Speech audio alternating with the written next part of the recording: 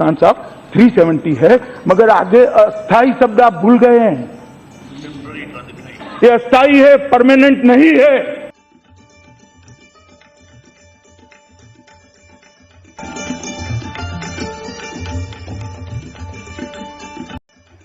नमस्कार मित्रांनो, बोलायचं तरी काय या माझ्या यूट्यूब चॅनलवरती आपलं सहर्ष स्वागत आहे। मी आपला मित्र राजेश वासंती साबाजी केळुसकर। बोलायचं तरी काय 370 कलम रद्द केल्यानंतर काँग्रेसला झटका का लागला, आणि ते अजूनही ते का पचवू शकले नाही। साहब हसनैन साहब ने कहा कि 370 है, 370 है, 37 मैं मानता हूं हसनैन साहब 370 है, मगर आगे अस्थाई शब्द आप भूल गए हैं। ये अस्थाई है, परमानेंट नहीं है। अस्थाई शब्द आप भूल गए हैं और या तो जानबूझकर पढ़ते नहीं हैं। 370 हमारे संविधान का अस्थाई मुद्दा है, ये याद रखिएगा। और शेख अब्दुल्ला साहब की सहमति से ही हुआ है, शेख अब्दुल्ला साहब की सहमति से ही हुआ है।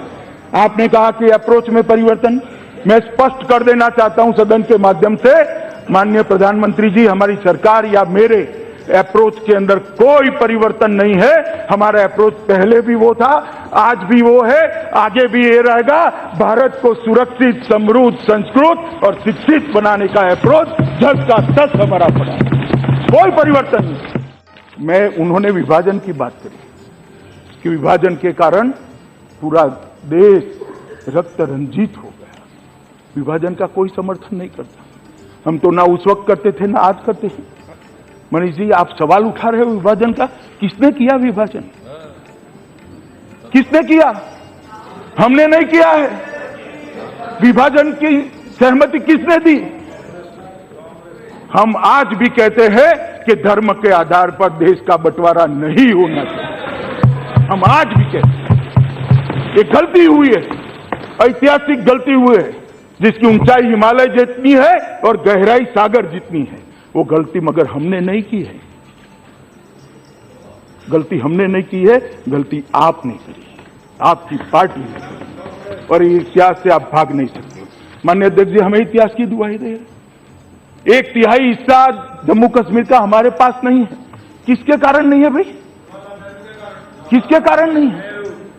जब महाराजा हरि सिंह जी ने भारत के साथ संधि कर दी, वायुसेना के विमानों से भारत की फौज वहां गई, पाकिस्तान के भेजी हुई कबीलाई के रूप में आई हुई सेना को खदेड़ना शुरू किया। खदेड़ते खदेड़ते काफी हद तक कश्मीर से लेकर आज की एलओसी तक पहुंचे। किसने सीज फायर कर दिया? किसने सीज फायर किया? माननीय अध्यक्ष जी, हमने नहीं किया। जवाहरलाल नेहरू उस वक्त के प्रधानमंत्री जी ने सीज फायर कर वो हिस्सा आज पाकिस्तान।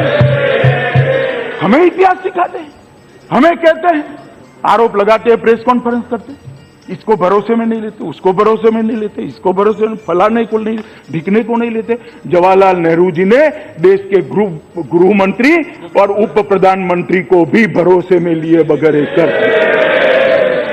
अगर भरोसे में लेते तो आज पाक ऑक्यूपाई कश्मीर भारत का हाथ में होता, हमारा कब्जा।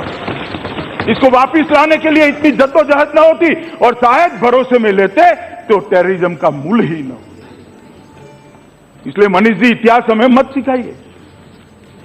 मैं बताना चाहता हूं, बहन मीनाक्षी लेखी ने कहा 600 से ज्यादा रियासतें थी, राजे रजवाड़े थे।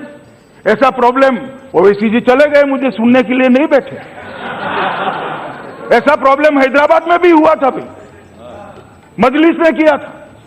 ऐसा प्रॉब्लम जूनागढ़ में भी हुआ था, मगर ये दोनों प्रॉब्लम सरदार पटेल टैकल कर रहे थे। आज हैदराबाद और जूनागढ़ भारत का हिस्सा है। और जम्मू कश्मीर कौन देख रहा था? जो देश विरोधी बात करता था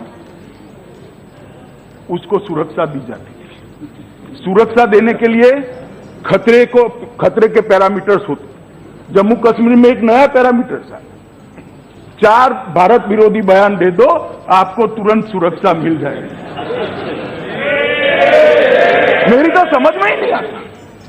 सरकार के खर्चे से, भारत की जनता के खर्चे से भारत विरोधियों को सुरक्षा देने का क्या तर्क था? कोई थ्रेट नहीं है। मारने वाले उनको नहीं मारेंगे, पूरी दुनिया को मालूम है। मारने वाले भारत की बात करने वाले को मारते हैं। भारत की बात करने वाले को सुरक्षा नहीं मिलती थी, भारत का विरोध करने वाले को सुरक्षा मिलती। इसका रिव्यू कभी नहीं किया जाता, इसका रिव्यू नहीं किया जाता। माननीय अध्यक्ष जी, 2000 लोगों को जो व्यक्तिगत सुरक्षा दी थी उसका हमने रिव्यू किया। उनमें से 919 ऐसे लोग जिनको सुरक्षा का कोई खतरा नहीं था, वो भारत विरोधी सर्टिफिकेट के कारण सुरक्षा मिली थी, उनकी सुरक्षा को हटाने का काम ये सरकार ने। पाकिस्तान के चैनल्स दिखाए, भारत विरोधी प्रचार होता था, भारत विरोधी कार्यक्रम होते, भारत के अंदर की बातों को इससे तोड़ मरोड़ कर रखा जाता, जो कश्मीर के युवा को बहकाता था, गुमराह करता था। इस चैनलों पर रोक कभी नहीं की। मैं आज इस सदन के अंदर श्रीमान राजनाथ सिंह जी बैठे हैं, उनको अभिनंदन देना चाहता हूं, देश के प्रधानमंत्री को अभिनंदन देना चाहता हूं कि भारत विरोधी जितने भी पाकिस्तान के अनऑथोराइज चैनल थे उसका प्रसारण ये सरकार ने बंद करने का काम किया। मित्रांनो, हा झटका ते का पचवू शकलेत नाहीत? कारण त्याच्यावरती तुष्टीकरणाचं राजकारण त्यांना करायचं होतं। काश्मीरमध्ये तुष्टीकरणाचं राजकारण आणि हिंदूंना त्यांना तिथून बेदखल करायचं होतं, म्हणून हिंदूंना तिथून पलायन करावं लागलं। बोलायचं तरी काय या माझ्या शृंखलेला सबस्क्राईब करा, बेल आयकॉन दाबा, माझे विचार पडत असेल लाईक करा, आपले विचार कमेंट बॉक्समध्ये द्या। तुर्तास इतकंच। भारत माता की जय, वंदे मातरम, जय भारत, जय महाराष्ट्र।